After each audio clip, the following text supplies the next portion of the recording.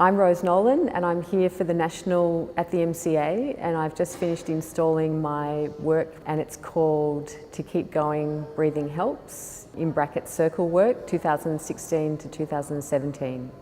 So the work is really about extending the possibilities for painting.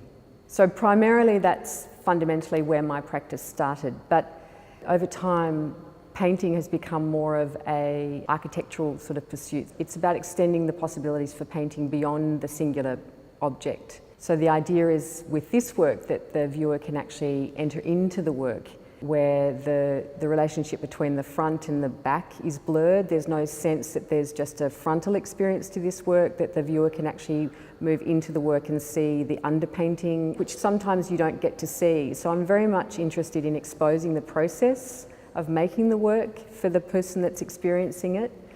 And often my work actually shifts in scale. So sometimes it can start from a small component that's repeated. So clearly in this work, there's nearly 8,000 circles that have been put together to actually create this structure. And my background is really more within a tradition of non-objective and geometric abstraction. So I'm using the text or words as material for making the work, and it's a bit like a ready-made, so I might overhear a conversation on the train or in the street where I might actually grab that, and you take that text and you relocate it and you recontextualize it, and it takes on a whole different meaning for people. So people encountering those words on a different day will have a different response to it. So it's like a prompt for engagement, it's a prompt for an encounter that I can't predict.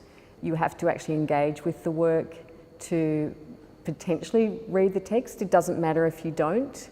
The text in this work says quite aptly, to keep going, breathing helps. There's a very playful kind of humorous aspect to that. It refers to the labour of making the work. It refers to the experience of moving through the work and into the work to actually experience it fully. It's slightly absurd. It's a self-evident sort of truth. So for me, I don't actually get to see these works before it's up. So there's always that element of risk where the work is made in sections on the floor, and then the install is the final aspect to the work where it's actually put into its space.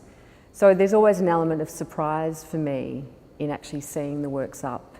And it was only by chance in the studio one day when I first started making these works that I wanted to take a progress shot with my phone, and all of a sudden, with the compression of photography or whatever might happen, I can't explain it, all of a sudden it was readable. So interestingly, it's a very low-tech work. It's very labour-intensive. The materials are quite raw. It's paint and hessian and glue and stitching, but there's a way in which, by accident, it's actually become part of contemporary culture in the fact that everybody navigates just about everything these days through the screen of their mobile phones. So in a way, I've gone with the flow to a certain extent, knowing that people will come into the space wanting to take photos or to record something, and they'll actually see the text as they're walking around doing that. There'll be some people that will do that and some people that won't, and they'll have very different experiences. It's like a secret. It's like when you do a drawing and then you rub it over with crayon and the tracing is revealed.